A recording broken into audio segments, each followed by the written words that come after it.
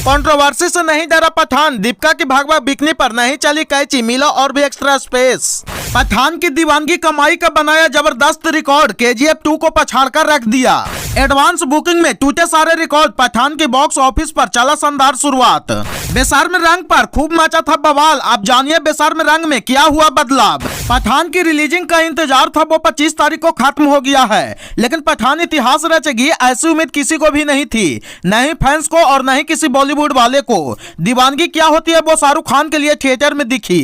अब ये आलम है कि आधी रात को भी शो खोल दिए गए हैं, थिएटर खुलते ही सभी शो हाउसफुल हैं और सुबह के शो भी बढ़ा दिए गए हैं। ये सच बात है कि पठान की दीवानगी में पूरा देश झूम रहा है। 4 साल वक्त लेने के बाद शाहरुख खान ने सिल्वर स्क्रीन पर दस्तक किया, दी फैंस दीवाने हो गए हैं। पठान को सफल ही नहीं पूरा बॉलीवुड के लिए ऑक्सीजन बताया जा रहा है। 2022 में जो सूखा बॉलीवुड में पारा था वो 2023 की शुरुआत में फिल्म पठान खत्म करने के लिए तैयार है।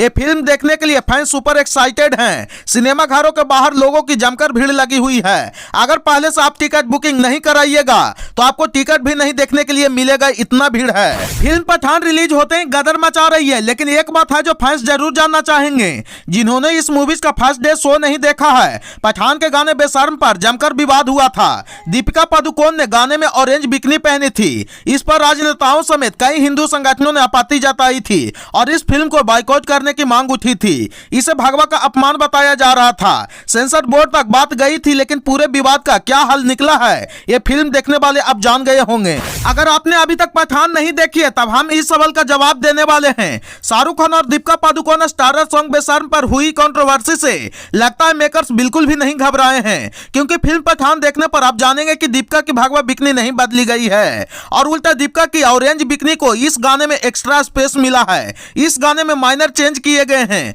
वो बदलाव ऐसे हैं जो शायद आप नोटिस भी नहीं कर सकते हैं। पठान के गाने बेशर्म रंग पर लोगों ने खूब बवाल काटा था। राजनेताओं ने दीपिका शाहरुख के पुतले जलाए थे। इस गाने में बदलाव करने के लिए मांग की गई, दीपिका के कपड़ों पर आपत्ति जताई। कई फिल्मी सेलेब्स ने भी दीपिका की ऑरेंज बिकनी पर तंज कसा था। इस पूरे विवाद में दीपिका, शाहरुख और टीम के बाकी लोगों ने कोई रिएक्ट नहीं किया और ट्रोलिंग के बीच शाहरुख खान के फैंस ने उल्टे भरपूर सपोर्ट किया। अब शाहरुख खान की फिल्म बॉक्स ऑफिस पर तूफान मचा रही है। शुरुआती रुझानों में फिल्म का भारत में पहले दिन का कलेक्शन 52 करोड़ बताया जा रहा है। पठान के साथ शाहरुख खान ने 4 साल बाद कमबैक किया है।